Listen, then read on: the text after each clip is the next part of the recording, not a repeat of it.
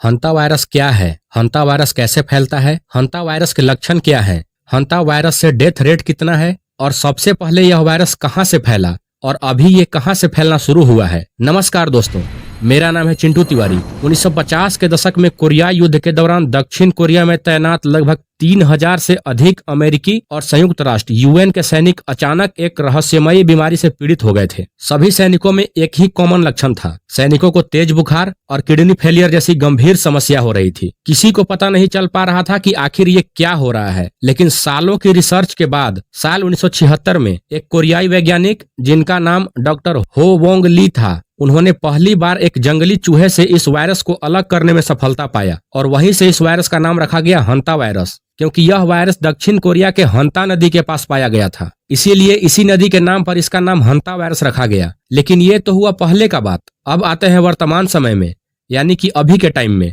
तो दोस्तों, हुआ यूं कि 1 अप्रैल 2026 को अर्जेंटीना से एक क्रूज जहाज निकलता है। इसमें सभी पैसेंजर सहित 150 लोग बैठे हैं, जो कि अलग अलग 23 देशों के लोग हैं। ये जहाज एक लंबे सफर पर निकला है। जहाज पर शुरू के कुछ दिन में माहौल एकदम शांत रहा, लोग मौज मस्ती करते रहे, सब कुछ नॉर्मल था। लेकिन यात्रा के 5 दिन बाद एक 70 साल के डच पैसेंजर को अचानक बुखार आता है और सिर दर्द होने लगता है। फिर उसे सांस लेने में तकलीफ होने लगता है और हालत बहुत खराब हो जाता है। और 11 अप्रैल को उस डच पैसेंजर का क्रूज में ही डेथ हो जाता है। सबको पता चलता है कि एक पैसेंजर का डेथ हुआ है, लेकिन किसी को इसका मुख्य कारण का पता नहीं चल पाता है।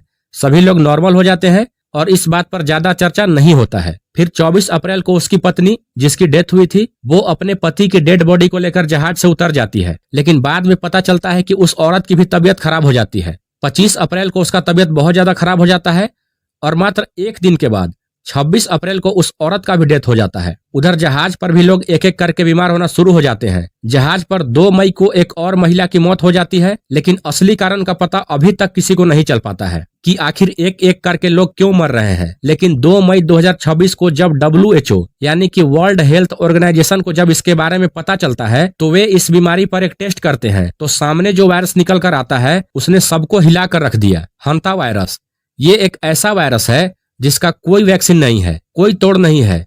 इस वायरस का डेथ रेट इतना ज्यादा है कि अगर ये वायरस 100 लोगों को होता है तो लगभग उसमें से बचने के चांसेस मात्र 50 लोगों के ही होते हैं। बाकी का क्या होगा ये आप अच्छे से समझ गए होंगे। ये वायरस जिस जहाज पर फैला है, उस जहाज को कोई भी अपनी कंट्री में अंदर नहीं ले रहा है, लेकिन अभी स्पेन ने इसे अपने अंदर आने वाली एक कैनेरी आइसलैंड पर डॉक करने की परमिशन दी है। अभी तक इतना जानने के बाद आपके मन में एक सवाल आया होगा कि आखिर इस जहाज पर हंता वायरस कैसे आया? आखिर जब शुरू में सब कुछ नॉर्मल था तो इस जहाज पर वायरस आया कहां से? तो इसका शुरुआत होता है मार्च 2026 से, जब एक Dutch family bird watching tour पर गए थे। जहां पर ये डच कपल एक ऐसे जगह पे चले जाते हैं जहां बहुत सारे चूहे थे और वहीं से ये वायरस इन कपल को लगा और फिर वहां से ये कपल वापस उसी जहाज पर आए जिस जहाज पर ये वायरस फैला है। उस समय ये डच कपल बिल्कुल अनजान थे। आपको जानकर हैरानी होगा कि ये वही डच कपल थे जिनका डेथ क्रूज पर सबसे पहले हुआ था। इस जहाज में 2 इंडियंस भी शामिल हैं, लेकिन घबराने की बात नहीं है। अभी वे लोग नीदरलैंड में हैं और वहां पर उन लोगों को क्वारंटीन में रखा गया है और उन लोगों में हंता वायरस के कोई भी सिम्टम नहीं पाए गए हैं। लेकिन अगर किसी भी इंसान को यह वायरस लगा तो 1 सप्ताह या उससे ज्यादा दिन तक सब कुछ नॉर्मल रहता है। वायरस के लक्षण ये है: तेज बुखार आना, लगभग 101 डिग्री से भी ज्यादा बुखार हो जाएगा,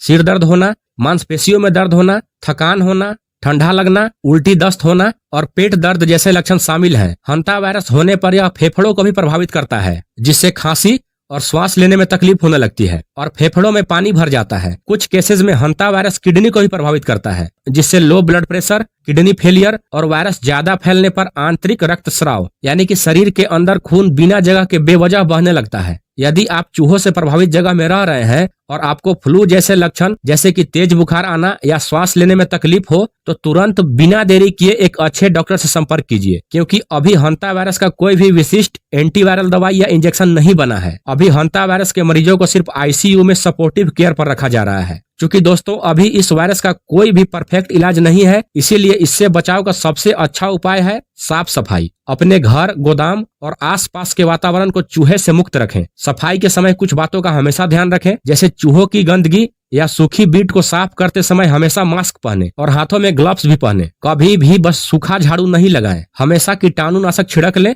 और उसके बाद ही झाड़ू लगाएं ताकि वायरस धूल के साथ न फैले। और सबसे जरूरी बात, खाने पीने की चीजों को एकदम ढक कर रखें ताकि चूहे वहां तक न पहुंच पाए। कुल मिलाकर चूहों से जितना हो सके दूरी बना कर रखें। अपने घर को अच्छे से सील करें और अपने घर में कोई भी ऐसा जगह न छोड़े जहां से कि चूहे घर के अंदर घुस सके। दोस्तों, अगर वीडियो अच्छा लगा हो तो चैनल को सब्सक्राइब और वीडियो को लाइक जरूर कीजिएगा।